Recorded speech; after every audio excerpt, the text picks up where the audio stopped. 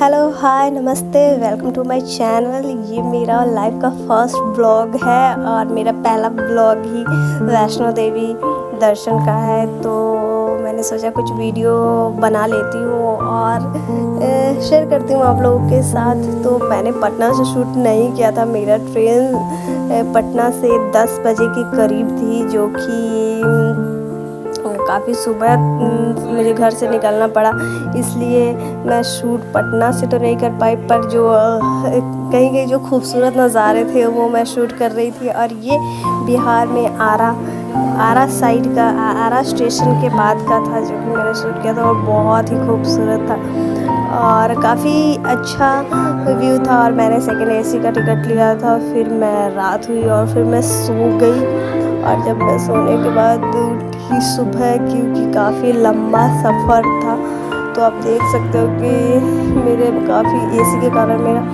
नाक, मेरा गला सब ऐसा बैठ चुका था। फिर उसके बाद हम एक स्टेशन, जो कि इसके बाद नेटवर्क फ़ोन में नहीं रहता है, तो मैंने जल्दी से वहाँ जितने भी लोगों को कॉल करना था करा। उसके बाद मैं जम्मू स्टेशन पर उतरी, और उतरने के बाद आप देख सकते हो कि मैंने कुछ थोड़ी बहुत शूट की थी, क्योंकि मेरी हालत ख़राब हो चुकी थी एसी के कारण, और मेरी मम्मी आगे आगे चल रही है।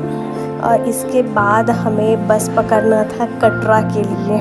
कटरा, जहाँ वैष्णो देवी रहती हैं, जहाँ वैष्णो देवी के दर्शन होती है, तो वहाँ से हमने कटरा के लिए बस पकड़ा और हमारा सफ़र शुरू हुआ, जो कि 2-2.5 घंटे का था कटरा का। तो आप रास्ते का व्यू देखिए, जो कि काफ़ी खूबसूरत है। जम्मू काफ़ी अच्छा शहर है, काफ़ी सुंदर है वाकई में। जैसे कहते हैं कि जो स्वर्ग है वो यहीं है, जम्मू में है, तो वाकई में वो सच है। तो आप देख सकते हैं, मैंने थोड़ा बहुत अपनी बीमार तबीयत के साथ थोड़ा बहुत मैंने शूट करा है। और ऐसा नहीं है कि वैष्णो देवी दर्शन के लिए बहुत ज़्यादा पैसे की ज़रूरत है, ऐसा कुछ नहीं है। आप बस मन में श्रद्धा हो तो आप पहुंच ही जाओगे।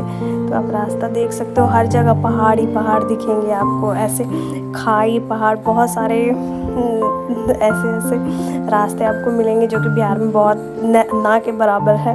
और रास्ते में सबसे बड़ी बात है कि रास्ते में बंदर, बहुत ज़्यादा बंदर थे।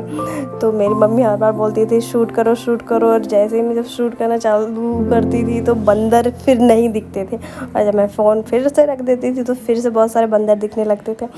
और रास्ते में भी मुझे बस में प्रॉब्लम है उल्टी का, जो कि बहुत सारे लोगों का होता होगा शायद, पर मुझे ऐसा उल्टी भी होने लगा था, पूरी हालत ख़राब हो गई थी मेरी। आप देख सकते हैं बंदर लोग बंदर लोग नहीं, सॉरी, बंदर बैठे हुए थे, कुछ कुछ खा रहे थे। और पहाड़ के नीचे सा घर, मतलब काफ़ी अलग अलग फीलिंग्स थी, देखने में काफ़ी अच्छा लग रहा था। ऐसा मैंने पहले कभी नहीं देखा था, तो काफ़ी अच्छा लग रहा था देखने में। और जितना हो पा रहा था, उल्टी वोमिटिंग के साथ जितना हो पा रहा था मैंने शूट किया, थोड़ा थोड़ा सा मैंने शूट करना चालू करा था। फिर एक टाइम पर हमारा बस रोका गया, जहाँ आप कुछ खा पी सकते हो, पर मैं इतना ज़्यादा बीमार हो चुकी थी कि मैं कुछ भी नहीं खाई। और सीधे उसके बाद कटरा पहुँचने के बाद मैंने कुछ शूट नहीं किया, और होटल पहुँची। होटल पहुँचने के बाद रात को मेरा बहुत ज़्यादा फीवर था, और ये शूट कल अगले दिन का था। तो अगले दिन हम लोग निकले कुछ खाने पीने के लिए, कुछ ख़रीदने के लिए, क्योंकि इसी दिन फिर हम लोगों को चढ़ाई करना था। हम लोगों ने सोचा शाम 4 बजे से चढ़ाई करना चालू करेंगे। और ये भी था कि हमें घोड़ा या फिर जो डोली होती है, किसी भी चीज़ का प्रयोग कर देवी जी का दर्शन नहीं करना था। किसी भी जानवर को, जो जानवर बोलते नहीं, उन्हें तकलीफ़ ना दिया जाए, तो इसलिए हम लोगों ने सोचा था पैदल ही चढ़ाई करेंगे। और आप देख सकते हो वहाँ का जो भी मार्केट है, आप उसका मज़ा लीजिए। यहाँ का मार्केट काफ़ी अच्छा है, और थोड़ा सा एक्सपेंसिव, महंगा है। चूड़ी, बैंगल्स, ये सब चीज़ों के लिए। बाकी स्वेटर और शॉल वगैरह तो ठीक मिलते हैं, बाकी और सब जो भी चीज़ें हैं वो थोड़ी सी एक्सपेंसिव महंगे देते हैं हमारे इधर पटना के तुलना में। तो हम देख रहे हैं आगे मार्केट।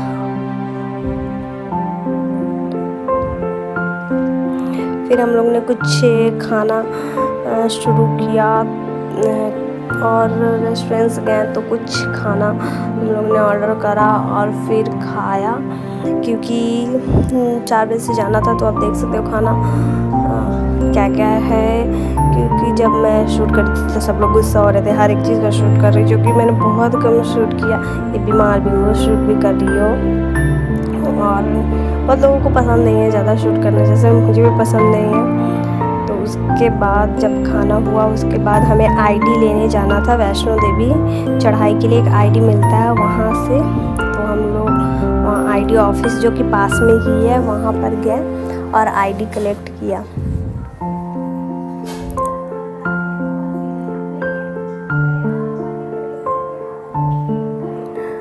आईडी लेने के लिए हमें आधार कार्ड की ज़रूरत होती है, तो आधार कार्ड आप लेके जाएं, या फिर फ़ोन में भी आपका अगर फ़ोटो है तो भी चलेगा।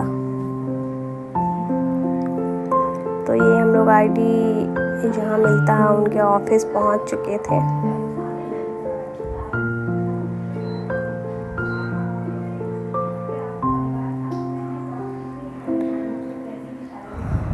और ये मेरा आईडी मिल चुका है फाइनली। उसके बाद हम लोग मार्केट गए, कुछ शॉल वगैरह ख़रीदने के लिए, शॉल और स्वेटर कुछ ख़रीदा, और उसके बाद फिर हम लोग होटल गए, थोड़ा सा रेस्ट करा, और फिर हम लोग आए वैष्णो देवी की चढ़ाई के लिए।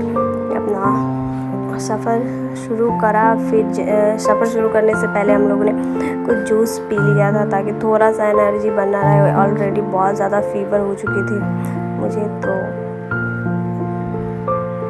इसके लिए। और ऑटो वाले का झगड़ा, बाप रे, इतना बुरा झगड़ा मैंने पहले कभी नहीं देखा। फिर हम लोगों ने ऑटो पकड़ा और वैष्णो देवी का जो मेन गेट कह सकते हैं वहाँ पर हम लोग पहुँचे। और उसके बाद रास्ते में आपको बहुत सारे लाठी मिलती है, तो हम लोगों ने एक लाठी ख़रीदा, मैंने और मम्मी ने। और उसके बाद चढ़ाई कह सकते हैं कि शुरू ही कर दिया। वो जो वाइट कलर का आपको दिख रहा है वो वैष्णो देवी का मेन गेट है। उसके बाद यहाँ से लेडीज़ एंट्री था, तो लेडीज़ साइड से हमने एंट्री करा।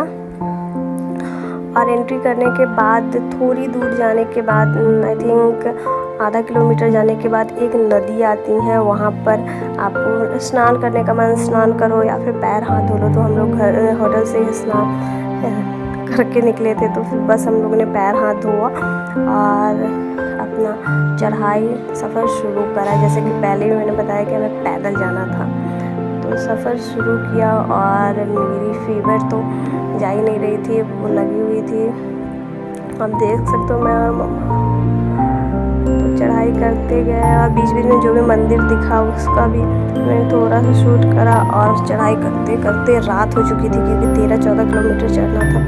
रात को एक कह सकते हैं ढाबा टाइप, तो वहाँ पर हम लोगों ने खाया और चाय भी पिया, कढ़ी चावल खाई। उसके बाद हम लोग पहुँच चुके थे वैष्णो देवी के, जहाँ स्नान किया जाता है।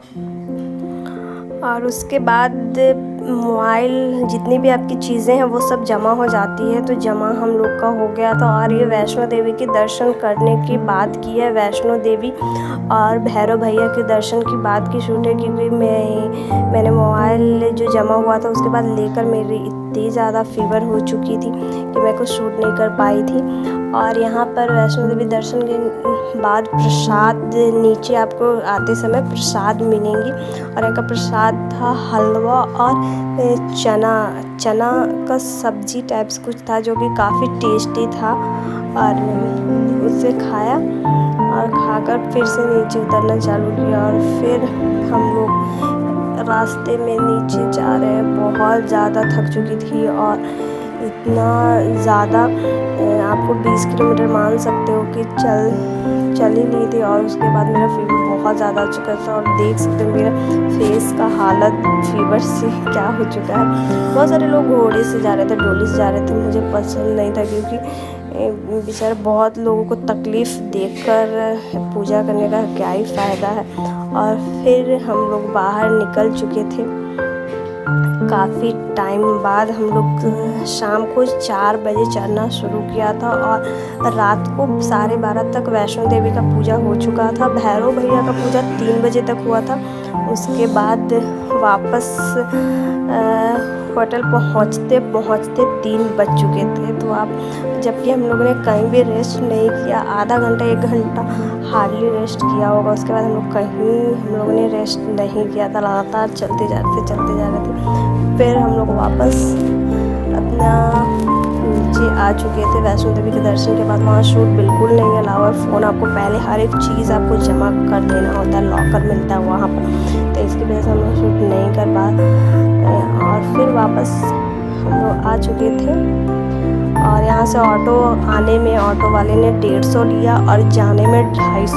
सोचो, जाते वक्त 250 ऑटो वाले ने लिया हमसे, पर क्या करें, इतना ज़्यादा थक चुके थे कि ऑटो तो पकड़ना ही था। फिर ऑटो पकड़ा और फिर से हम लोग अपना होटल पहुँच चुके थे। और यही था हमारा वैष्णो देवी का सफ़र। अगर आपको अच्छा लगे तो लाइक, शेयर एंड सब्सक्राइब करो मेरे चैनल को। Thank you.